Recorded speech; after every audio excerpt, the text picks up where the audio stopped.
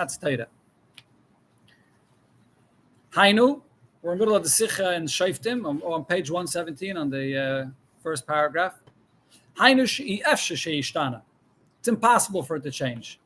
Just like the Eibishter himself does not change. It's not impossible for there to be any change by the Eibishter himself.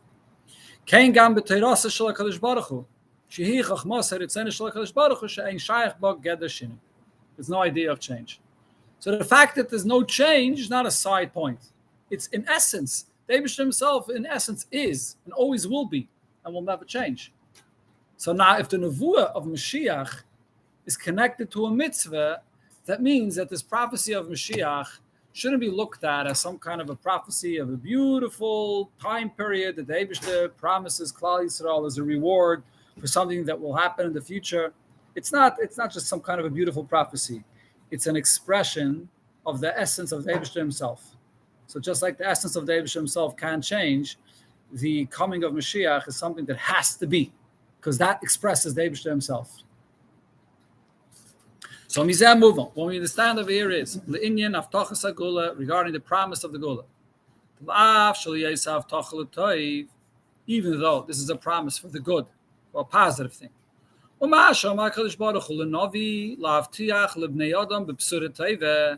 even if it was only a prophecy, so when the Eibishter promises something that's good,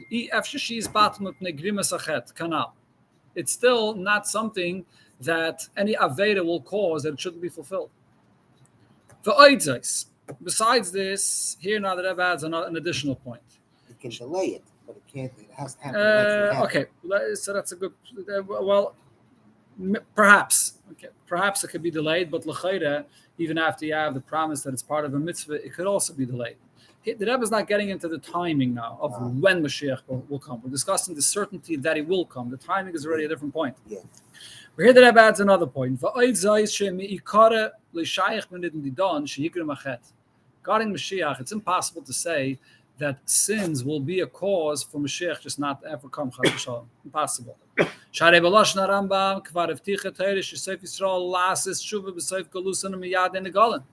was part of the promise, that it'll come a time that you will do tshuva.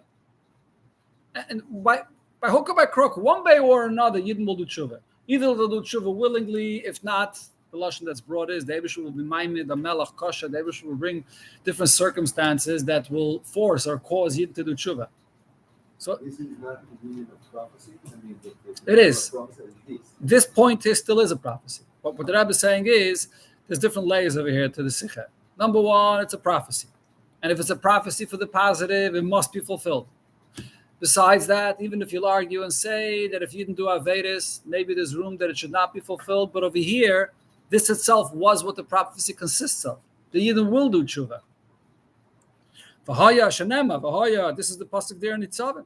The pasuk which the Rambam brings for the prophecy of Mashiach. V'haya ki yevoya alecha kol advarim v'goyme, v'shafta adavai lekecha, and v'shav Hashem lekecha v'goyme. Hainu shev tachnus, on this pasuk, what's the promise? Yal zeh gufe, Shisrael Yaseh Tshuva. The Yidden will do Tshuva.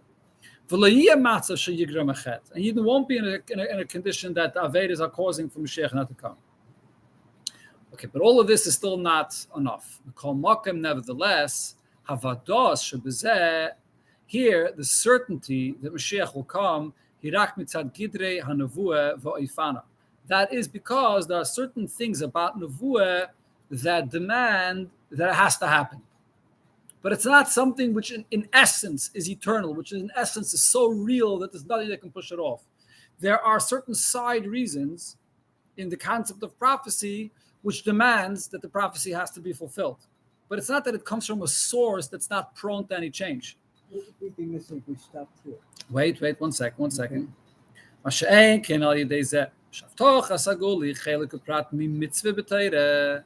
If the coming of Mashiach becomes a detail of a mitzvah, chal aleh geder nitzchis atayra. So on the coming of Mashiach, it has the same level of eternity like a mitzvah. She nitzchis shein shayach ba bittul. This becomes something eternal. Not only that there b'poil won't be any change, but it's impossible for there to be any change. It's something that's beyond change. It's connected to the Eibishter himself, which does not change. It's a completely different thing. Does that change the essence of the Indian Moshiach? Yeah, it does. For sure, absolutely. It changes our whole understanding of what Mashiach is all about. Right. If Mashiach is something which could happen, could not happen, and the Eibishter will be good, and he'll decide to get, once there was a prophecy. Acknowledge prophecies. That's different. It's a promise, it's a prophecy. Promise, it's absolute Correct. must happen. But Well, it's not the nitzias of the mitzvah. That's what I'm it's not part of the mitzvah, correct? That's what seems to be the difference. It's not Mashiach, the time of Mashiach. Mhm. It's not Mashiach, it's the time of Mashiach. It's different. We're talking about Geula, the coming of Mashiach. At the time of Mashiach, it's different because of the mitzvahs. Let's see. Let's learn out of 29. That's another important point there. See footnote 29? Now there's another detail to this.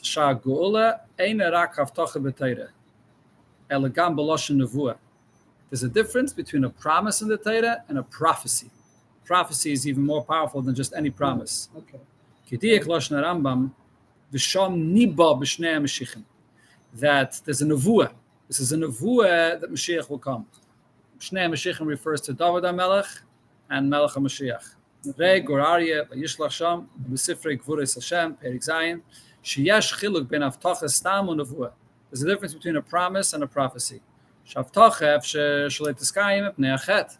When it comes to a promise, even if it's something for good, for positive, but still a chet could cause that the promise shouldn't be fulfilled. Mashayin Ken Nevuah, which is not the case when it comes to a prophecy.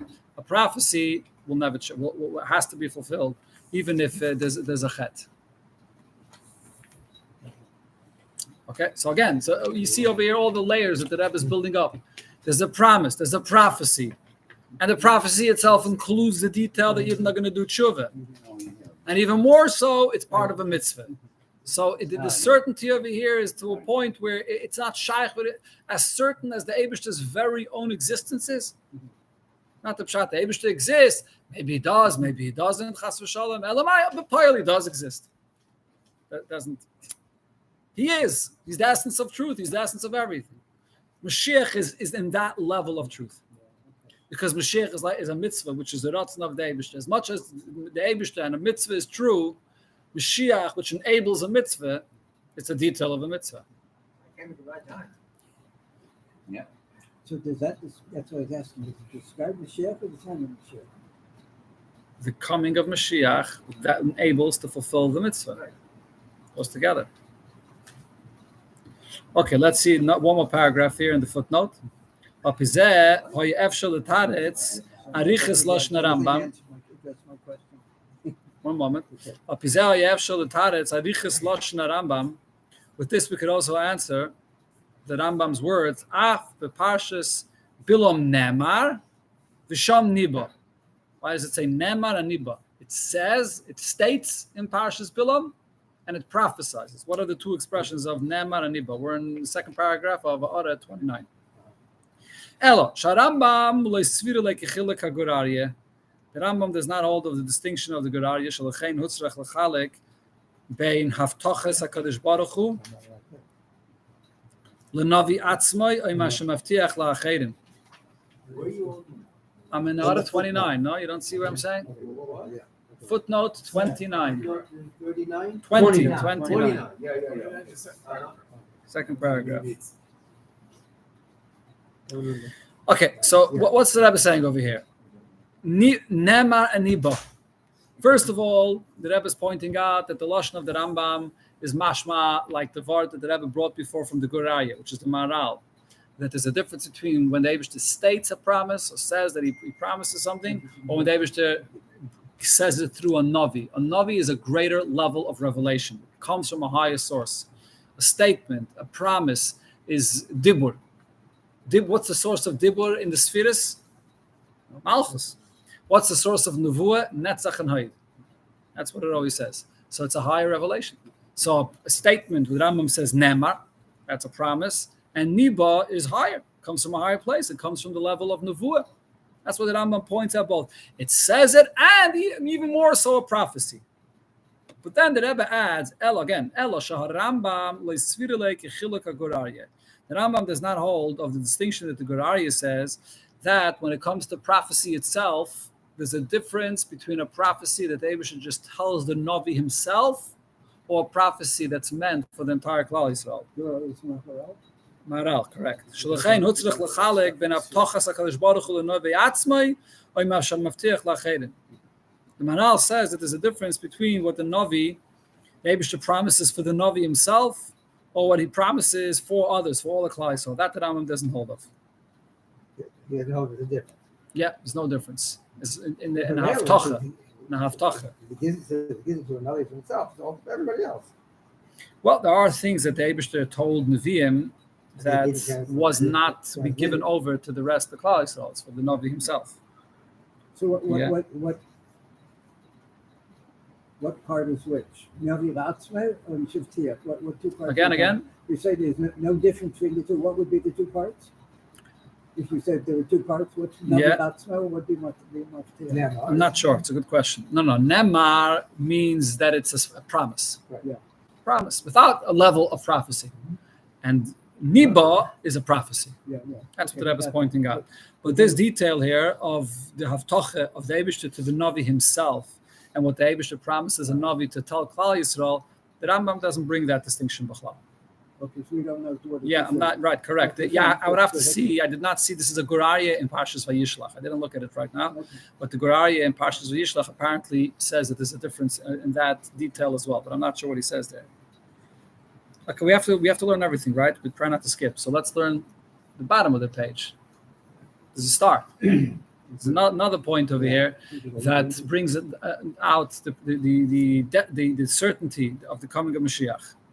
Lahar mekirya sefer lahamabit lehilchas melachim sham. Kirya sefer. This is a sefer on the Rambam from the Mabit, which was one of the early Achreinim. So he says as follows: Kishem sheniskayma nevuasai b'Mashiach rishain teskayim ba'achrein.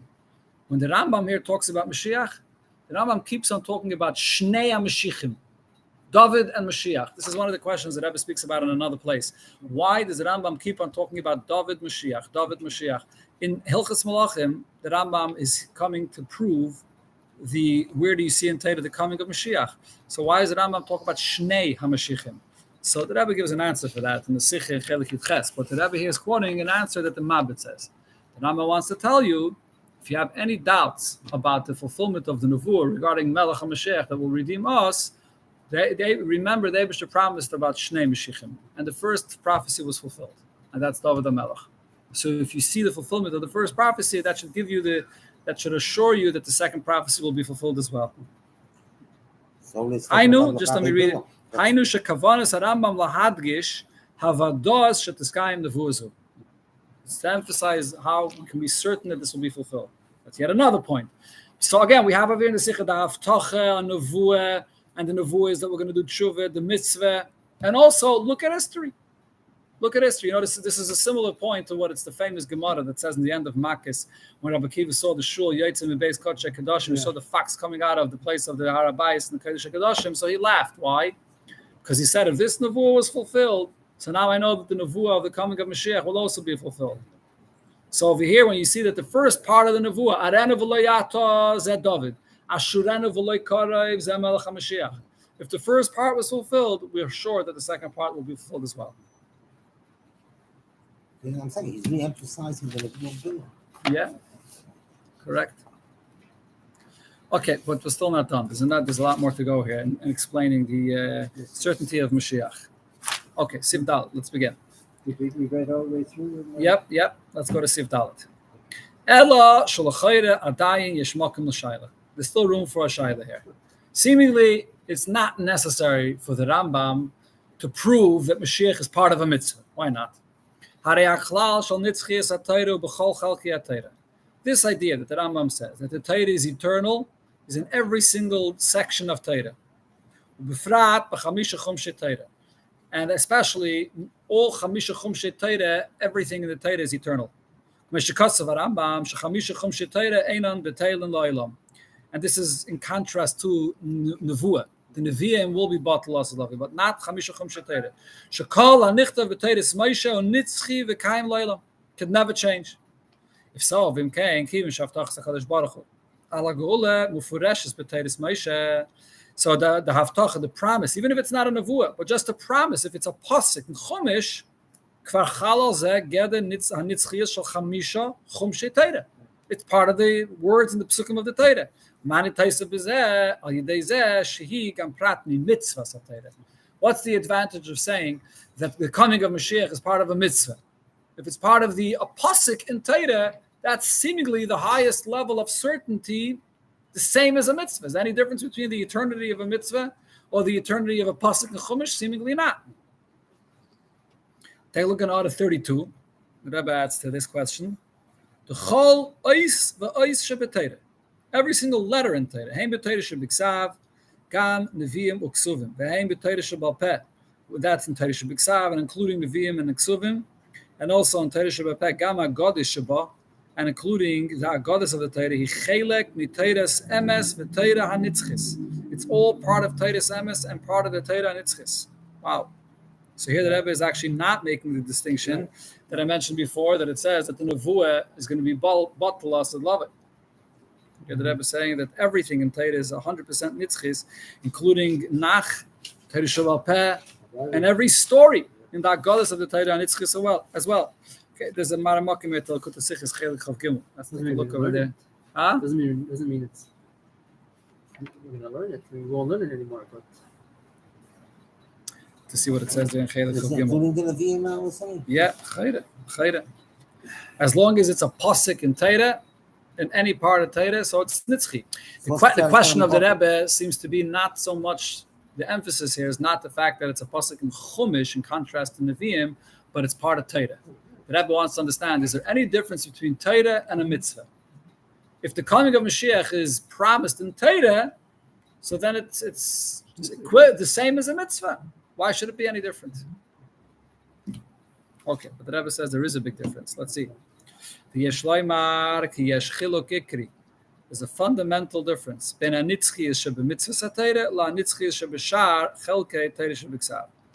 fundamental difference between the nitzchiyas of Torah, and that's specifically here we're talking about Torah Shebiksav, and all the other, again, the mitzvahs. There's a difference between the nitzchiyas of the mitzvahs of the Torah and the nitzchiyas of any other section of Torah, including Torah Shebiksav. There's something unique about the nitzchiyas and mitzvahs. What is that? The shar chelkiyat Torah, when it comes to any other section in Torah, efsher she'inyan hanitzchis shebehem yiskayim lo kipshutai. Yeah, everything in Torah is real and true and eternal, but not necessarily in a tangible physical world. It's possible for it to be eternal in some spiritual sense. All the stories and history that are brought in Torah. What's eternal about them? It's things that happened in the past, and it's gone. It's over. So what's eternal about them? Rebbe is quoting an expression of the Rambam, that the wisdom, the wonders in the stories, the lessons in the stories, that's what's eternal. But the actual physical stories itself is something of history. They're stories of the past. So the nitzchiyas in much of Torah is only in the spiritual sense. But the nitzchiyas of mitzvahs of the Torah is different. Literally, simply, to fulfill a mitzvah physically. There's no change, no minimizing, no adding, no subtracting to the Torah in the physical fulfillment of mitzvahs. So this is a huge, important point there. You're going to say that the coming of Mashiach is eternal because it says it in a pasuk in Torah. Okay, Mashiach can come in the world of Atzilus. He can come and somewhere in Hechel Rekia Shvi, or there's a Rekia called Zvul, where the Beis Hamikdash is. It can stay up there. Doesn't have to Machal Shift Chapal Hashem. Doesn't have to be down here Begashmis. Ruchni Karbanis, all it's in a different world. And we understand this also from the words that the Rambam chooses when he talks about the nitzchiyas of mitzvahs.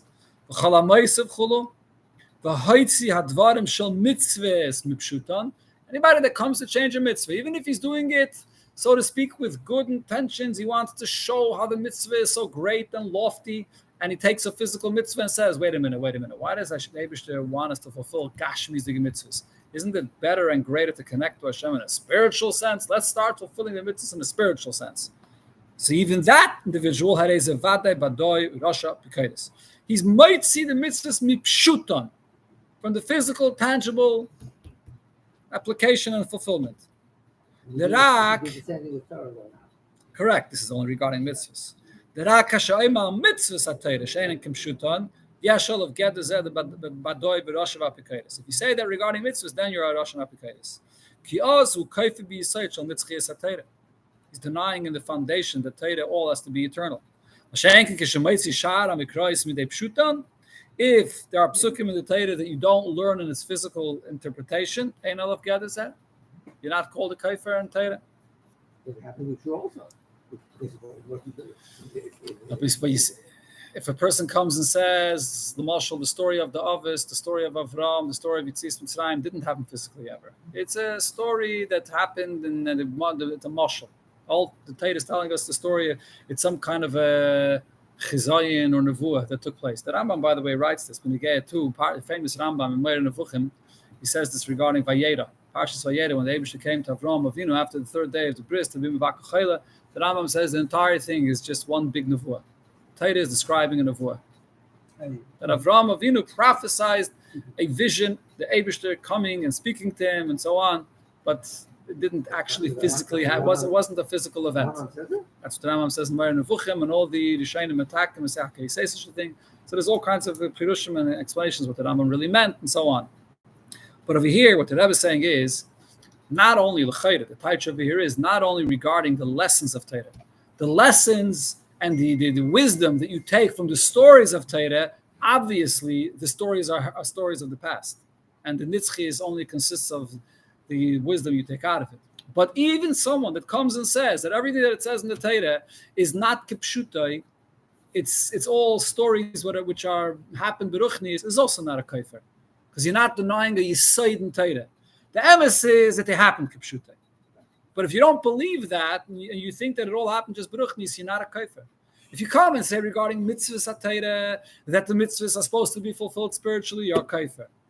But if a person looks at Torah and says, I mean, you have to know how far you can take this, because there are certain things. I mean, Lamashal, there's the famous discussion which the Rebbe speaks about in letters regarding the 6 days of creation, right? The people that claim that when it says in the Torah, the 6 days of creation, it doesn't mean 6 days kipshutai. It meant it was 6 time periods. If you want to try to make the account of creation fit with science, which says that it was some kind of evolution of v'chulu, so then you can say that there was some kind of a big bang, whatever, lahavdo, whatever, and then it evolved over a long period of time until in billions of years, and until we got the creation that we have today. We know that the Torah says that the world is only 5,783 years old. We're getting to 784, and So some people say the answer is simple. When it says in the Torah 6 days of creation, the days by the Eibusher is not our days. His time is every day could be a billion years. So it's a different thing. So you don't have to touch the pasuk pshutai. But the Rebbe in many letters says that I'm not sure about that. But the Rebbe in many letters says that since it says in the Torah that Shabbos is based on 6 days of creation. And the Torah says, just like the Eibush on the seventh day he rested, so to now we have 6 days of the week, which are 24-hour periods, and then there's Shabbos, the seventh day. It's the same. When the Eibush created the world, it was 6 days kipshutai, 6 days of 24-hour periods. All the proofs that the scientists have. When they look at things that look like they're a billion years old, the Eibusher could have created anything yesh ma'ayin with an aged nature. They didn't have to create it with a fresh, brand new. The Eibusher created things which had the nature of being a billion years old. That's not a question, b'chlal. If you look at it from that perspective, that the Eibusher created everything yesh ma'ayin. I'm just saying, I'm not sure how far this Nakud over here goes. That if you touch psukim of Torah shalei kipshuta, you're still not called a kaifer. It's not emes. That was not saying it's emes. It's not emes, but you're not called a kaifer. Maybe regarding the 6 days of creation, since it's connected to a mitzvah of Shabbos, so over there it will uproot the whole mitzvah of Shabbos. So maybe with that you will be called a kaifer. Maybe. Okay. That was what someone who's quite Huh? told me that The what? if we tend on Shabbos and take Shabbos and shoot it, that's what you Right. If you see, you tampering with a mitzvah, so that's a bigger problem. Okay. So let's just one more paragraph, and then we'll come back to the footnotes. Yeah, of course. Next week, we'll learn the footnote. Let's just learn one more paragraph. Okay, Shem Shu b'sipurei HaTorah. So just like this is true regarding stories in Torah of the past, that it's not necessarily something that if you kaifer in this, in the literal occurrence, it's not kfira. So kain binyan avtachas HaKadosh Baruch Hu sheniftachu b'Torah. Same as regarding the promises of the future. Shekiyumam b'payol tali b'oifena avtacha lefi atnoyim ugdarim shepirshu b'chazal. How these promises are going to be fulfilled will very much depend on different conditions in the way Chazal explained this.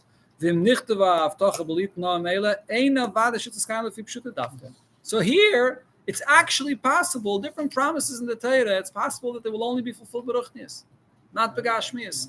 There are different things that Chazal teach in the Torah, Psukim and Torah, that they're not kipshuta. It has a different shot. Like the Moshe, the famous thing. I don't know if the Rebbe brings it over here later. The Rebbe brings over here a few examples afterwards, but there's the famous thing about the Laman Yir B'Yemechem. Laman Yir B'Yemechem Mevenechem. David promises long life. So now, also by the mitzvah of Shiluach Hakan, David promises long life. So the Gemara itself asks the question in Chulin, what happens to the person that climbed up to do the mitzvah of Shiluach Hakan? He sends away the mother's birth, and right when he finishes doing this mitzvah, the Torah promises long life, he falls off the ladder, and he unfortunately. And he was doing it for his father. Also, mitzvah of kibbud avim, which the Torah says, That's what unfortunately. right, and then because of that, he became a kaifer. So Chazal tell us that the Ma Yericha means liyayim shekulei aruch. It doesn't mean in Olam Hazeh. It means in Olam Haba. So Chazal are clearly telling you that the taich of a pasuk in the Torah is not kipshutai. So if the whole source of the promise of the coming of Mashiach would only be in a pasuk in Torah, you could say that it's not necessarily kipshutai. Everybody went there. Mayor is ready. He was right. Yes. Okay, we'll continue Mitzvah next week. We're in the middle mamash of a subject to be continued. You know who talks a lot in the beginning of the actual 6 days being 24.